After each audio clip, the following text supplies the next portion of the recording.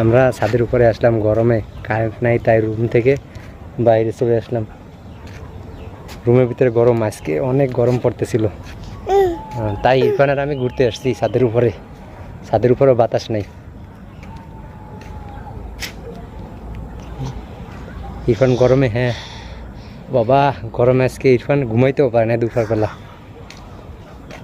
আজকে কারেন্ট ছিল না সকাল থেকে, তাই ইরফান ছাদের উপরে আসছে বাতাস খাইতে।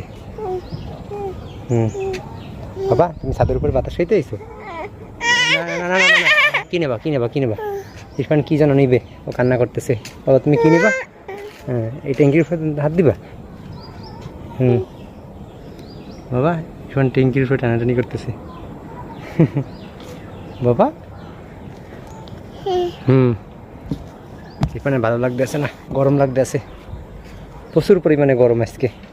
না আব্বা, রুমে আবার কারেন্ট নাই, অনেক গরম পড়তেছে।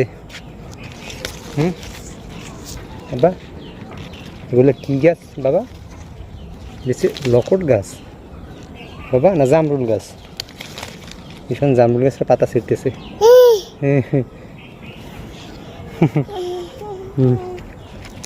এখানে ভালো লাগতেছে না গরমে, তাই জামরুল গাছের পাতা ছিঁড়তেছে।